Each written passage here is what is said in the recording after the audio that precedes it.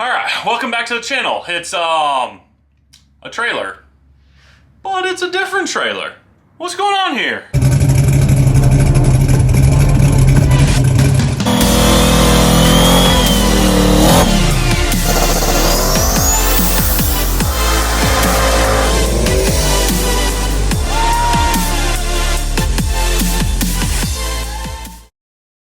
Alright, so we were at the Texas Motorplex today, Friday. They had, Scoggin Dickey had a private rental. It's kind of like a customer appreciation day where all their customers can get together, go to the racetrack, have a good time. The prep's really good. So yeah, I went last year. It was a great time. They invited me back again this year. So I was going to go down there. My car really wasn't set up for it, but I just wanted to go hang out, make some passes. However, Brady back there, he just got his car running. We went to the flashlight race last weekend. We got running like the night before, like literally finished up the night before. And then he raced in the flashlight race, went on the cruise, made a good test pass, kind of spun the tires first round. Was it first round? Yeah. Yeah, first round. Got knocked out, but overall happy with where the car's at. But then he got invited to the customer appreciation because the Corvette has a Scoggin motor as well. So we went down there. So let's I guess we'll kind of go through the day. I have footage of all the passes that you're going to see in here. Actually, why don't we run the passes now?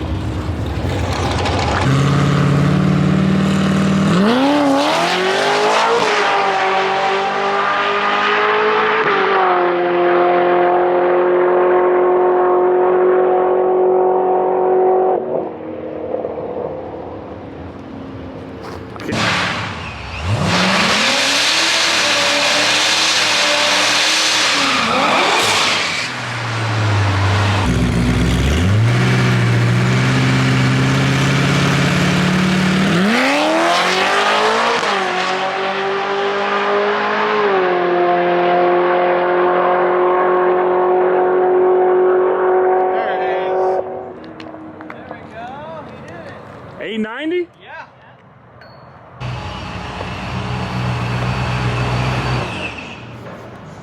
How'd it feel, Brady? Good. Did it? How good? Good. It didn't stumble. It didn't. And it shifted. What'd it do? That's awesome. 896 at 150. 13060. No, as soon as you left, like, it looked so good. Like, it launched hard. No, it looks so good. Dang, I felt good. Thanks for all the help. Yeah. Thanks for the motor, Aaron. Hey, no problem. Scoggin Dickey in the 8s. Thanks, man. No problem. Tell me you turn the air conditioner on the return road, right? Like, you get comfy in the leather seats and, you know, turn the air conditioner on. The seat popped when it launched. It set back, and I was like, okay, whatever. My foot's still on the floor.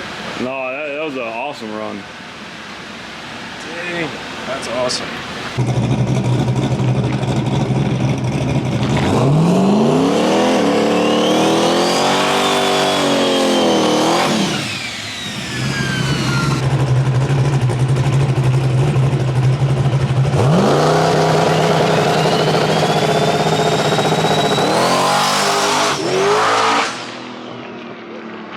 Okay, so there was all the passes. So I guess now, Brady, why don't you tell us kind of how the day went, and then we can go over the car afterwards, or we'll figure out something.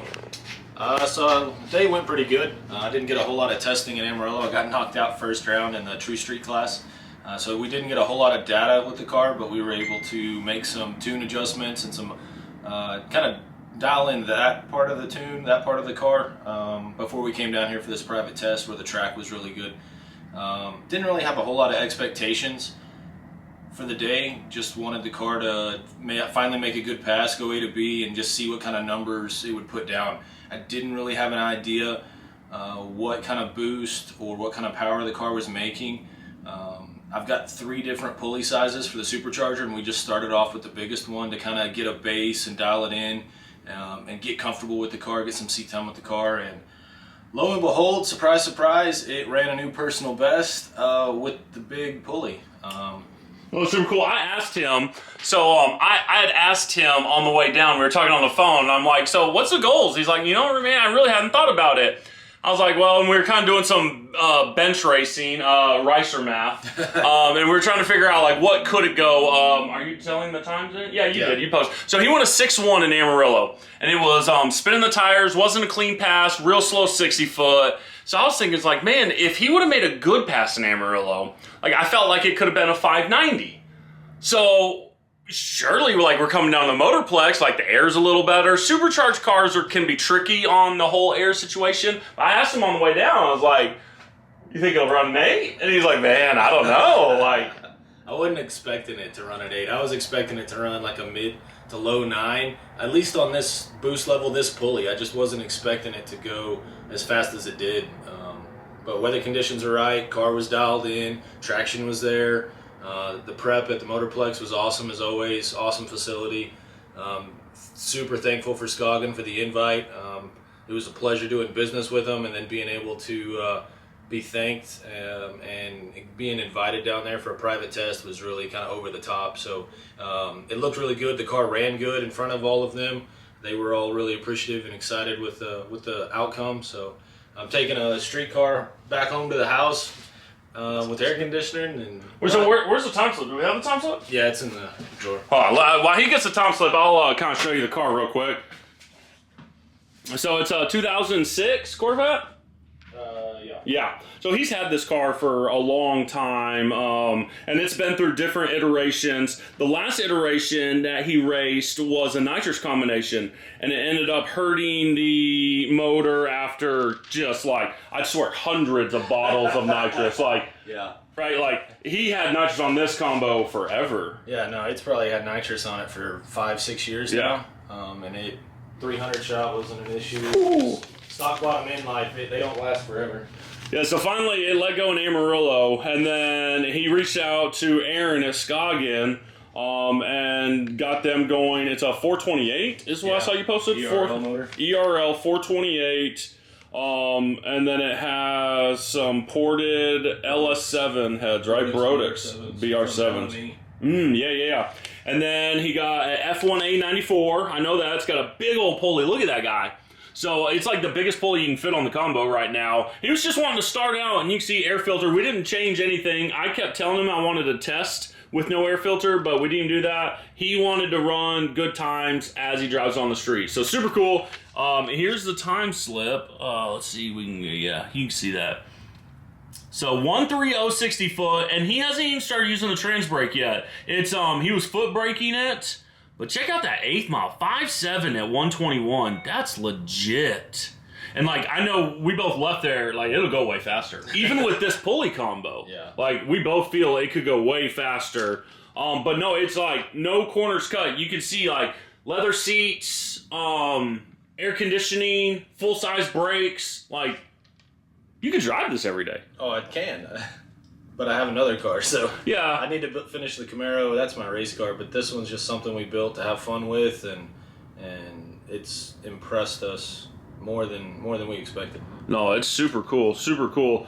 I've done like 1 or 2 small things. I haven't done much on this build, even though me and Brady learned a lot of this stuff years ago on my Corvette. It is a very similar setup. It reminds me a lot of that old car. Well, I copied the coolers locations that you had on your Corvette with this. No, it worked good. We made a new charge pipe. A&A sent like a bunch of rubber hose, and we fabbed in a new cold side and put the blow-off valve. So now it's because of the knowledge and experience that we gained from your car 3 years ago that made this car out of the box, off the trailer, 6 pass down the track, 8-second car. That's crazy. Couldn't have done it without that experience, that knowledge, and the help with Justin with the tune. Man, he went over and above giving me revisions. I bet I've got 20 revisions on this thing in the last 2 weeks. Like it's been.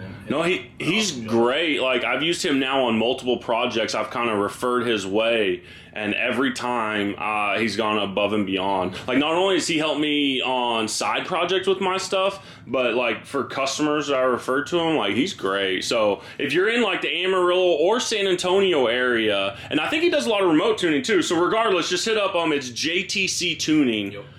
Hit him up. He's great. We do need to mention, we haven't mentioned what transmission is in this guy. So it's no longer a T56. It's got an RPM transmission, kind of the logo here on the shirt. Oh, he's wearing the shirt too. Yeah, there you go. So it's got their 4L65 conversion, the level 10. So it's got everything upgraded, billet, big shafts, 5-gear planetary. Like it's probably the nicest 4L60 you can buy.